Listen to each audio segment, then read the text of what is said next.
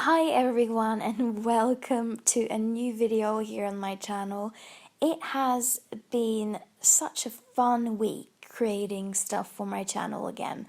It's just been really enjoyable editing videos, creating content, just thinking about ideas for new videos, playing around with all my scrapbooking stuff again. It's just been like old times, and that is what we are going to talk about today. Because I have been on YouTube for almost 8 years now. It's going to be 8 years in November this year, and that is just mental. I mean, that's crazy. It doesn't feel like 8 years has passed, but it definitely has. And when I started my channel, my first video was, it's so embarrassing, first of all, looking and listening to. I was sharing my very first haul video, and that is my very first video. And I had bought these really pretty scrapbooking papers that I wanted to share, just like another video I had seen. I have totally forgotten her name now. I don't think she actually creates any videos anymore on YouTube. But I had seen her video and I just felt, you know what, I am gonna share them as well. And this 16-year-old Swedish girl, started creating YouTube videos. And it's now been almost 8 years since that day. And that is just crazy. And a lot of things has happened throughout the years. And today I am going to share some of the most memorable things that I remember from my time in the scrapbooking community. When I sat down to think about some big trends or events that's happened throughout the years here on my time on YouTube and in the scrapbooking community, one of the first things that came to my mind was the Twilight Hysteria in the scrapbooking community. I mean, people were going crazy over the die-cuts with a view paper stacks with Twilight. And I'm not sure you're actually able to get them online anymore.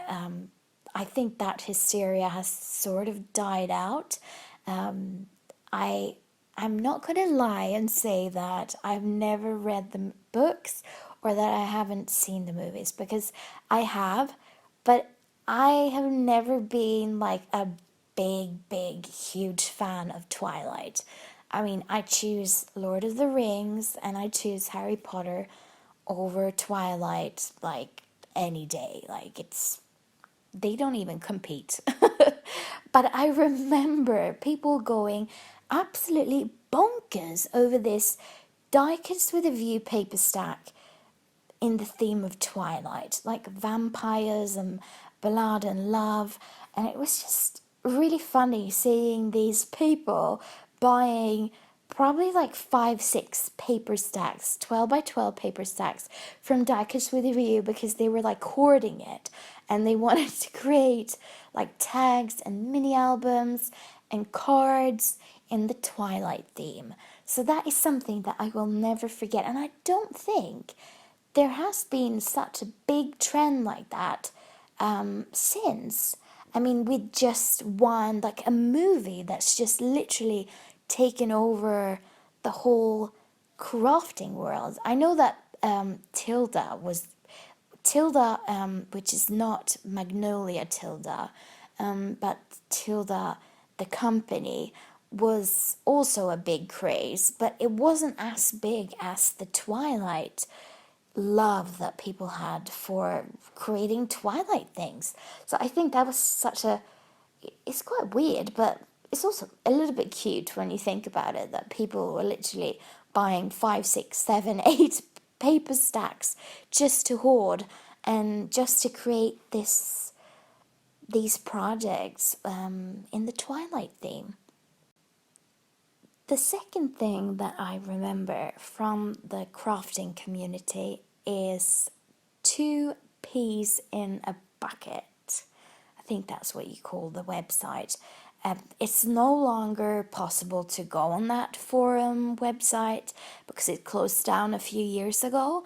But what I remember from that forum was that people were sharing a lot of ideas and tutorials and how to do things, but it was a ton, and I mean like a ton of gossip on there. And it was not gossip about like celebrities, but it was gossip about scrapbooking celebrities. So it wasn't about like Kim Kardashian, it was gossip about Amy Tangerine and all the big scrapbooking celebrities that you might know about. The woman that created December Daily, the woman that created Project Life, Amy Tangerine that I just mentioned, Tim Holtz. It was like gossip about these people. And a lot of the time, I actually remember. The thing is, I was quite young, so some of the things I didn't really understand, and I was Swedish, so my English wasn't my first language, and some of the gossip I just didn't really get. I probably get them now, but it was quite weird actually, like how people just sometimes was so angry and upset and just created all this drama around scrapbooking celebrities. Yeah. Do you have any memories from that website? I just, a lot of the time it was like housewives that sort of shed a lot of negativity on there. I don't know. I don't know if it was a good thing closing it down or if it wasn't.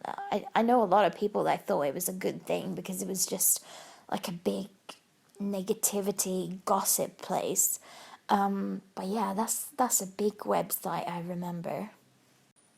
A really sad thing that I will never forget actually was, and I don't want to be insensitive here to anyone, but I was for almost like a year talking to this woman on YouTube. She was making craft videos and haul videos, and she was really lovely.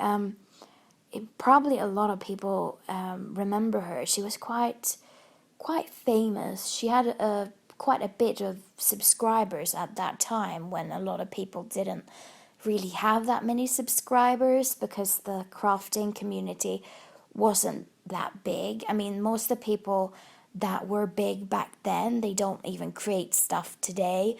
And the thing, this like the smaller channels that had just started out, they are huge today, and they've got about 250, 300,000 subscribers because the crafting community and the scrapbooking world has exploded. It's more people that want to craft and do arts things. But I remember this woman. She was really nice. And then one day, someone uploaded like a video saying that she had been like murdered by her husband. And that just, I remember how that hit me. And I was like in tears because I had been talking to this woman and I had been like watching her videos like almost every day when she uploaded it, and we had correspondence, and it was just so upsetting. That was like and I will never forget that, like how I think it was her ex-husband or something that had taken her life, and it was just so upsetting for me. I remember it was horrible, and I was in shock for several days and just thought, my word, like I will never see her videos ever again. And what makes me like really weird now is that I don't remember her username. Like I don't remember her username or anything. But it was just really strange. Like that is like the most, yeah, that's the saddest thing I can remember, like, and that will stick with me like for the rest of my life, like how someone when you talk to someone and message them, and they message you, and you talk, they watch your videos and you watch their videos, and then they're just gone. Yeah, so that's like one of the worst things that I remember from the crafting community. If we go over to something more nicer to talk about, I remember that there was a tool which was called the cinch, which everyone had, at least the Americans crafters. And I wanted it so badly, but there was no possibility to get one in Sweden. It was just nowhere to be found. There wasn't a lot of craft shops and online shops that sold scrapbooking stuff back then. Now there's tons of companies that are Swedish, and there are tons of crafting companies that sell stuff online. Even though I don't live in Sweden anymore, I live in the UK now, and I have for actually 5 years now in August, which is crazy. But it's when I remember I got my hands on one and I was able to get one, and I loved it. It was just the best tool ever, and I was so happy that I had got my cinch. And that was before I had my big shot even. And the funny thing is, it literally just made little books, so it's quite a, like, not such a useful tool really. It just makes mini albums and it cinches it together. But I remember I was so happy that I had got my hands on one and I had been able to get one. And it was pink, I remember. But when I got it, and a lot of the supplies to it wasn't possible to get in Sweden. So after a while, I actually sold it because I just felt, I mean, yeah, I can have it here, but I haven't got any of the supplies for it. So that's a little bit funny. I don't know if you remember the cinch, but that was like the tool to have. The next thing I think is popular still, but I remember it being much bigger a few years ago than it might be today, and that is the swaps and the racks. So random act of kindness, I think a rack means, and swap is just when you swap products, like you talk to someone and they make a swap. And I haven't, like, I am subscribed to a ton of crafters. I mean, like, I've been on YouTube for 7-8 years, so obviously I'm gonna have like a ton of crafters that I'm subscribed to. And I can't really see that many swaps and racks videos anymore. I don't know if people do it anymore, or if I'm just missing those videos.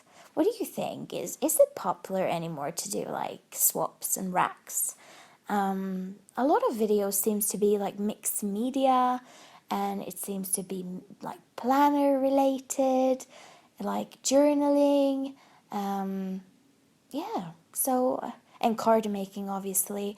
Even like scrapbooking layouts seems to have died out a little bit, that trend. I mean, there's always going to be people that do it, but people are experimenting more with other things, which is interesting to see. The trends go up and down, and I mean, planning, that wasn't a thing 3-4 years ago. That was just like, if someone would say, oh, let's decorate your planner, they would have probably been like, wait, what? I'm a little bit disappointed I didn't get that idea though, because I could have been the one that created the happy planner, and I could have been a billionaire today. I don't know if they're a billionaire, but at least a millionaire, and that wouldn't have been so bad. The last thing that I want to share is quite funny actually. I remember this lady, this British lady, being quite crazy on YouTube in the crafting community, and I will never forget her because it was, her videos, okay, were like super long, and they were always ranting about someone in the crafting community that was doing things that wasn't properly, and it was about how many subscribers you had, and like some of the things she said, I was actually surprised. She was like an adult, and I was at the time, you know, like 17, and I just like wondered, like, my word, you're an adult and you're like sharing this and like behaving like a little child. It was just really weird. So I will never forget her. My word. It's funny. Sometimes, you know, people like that you will never forget, but you know, it's up to each of us to share what we feel like we want to share, but sometimes I think it's better to be quiet than just spill the beans, so to say, or spill the tea. But yeah, no, I will never forget her. I don't think she makes videos anymore. At least I'm not subscribed to her, so I haven't seen anything from her in ages. I mean, years. But yeah, that was the list of things that I remember from the scrapbooking community. I mean, I absolutely adore the crafting community. I think everyone is so nice. And there's just, you know, a few out there that should, you know, not be so negative. But the most of the time, it's just wonderful people that are there to share their love for crafting with you, sharing ideas, techniques, tutorials.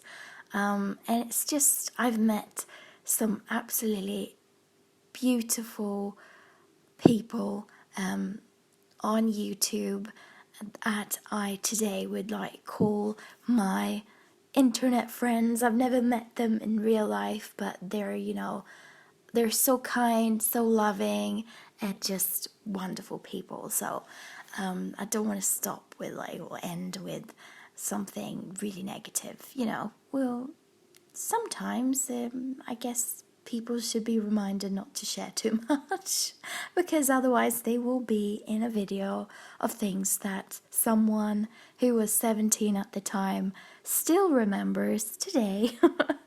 Anyways, I see you in my next video, and I hope you enjoy this very long, almost podcast-like video.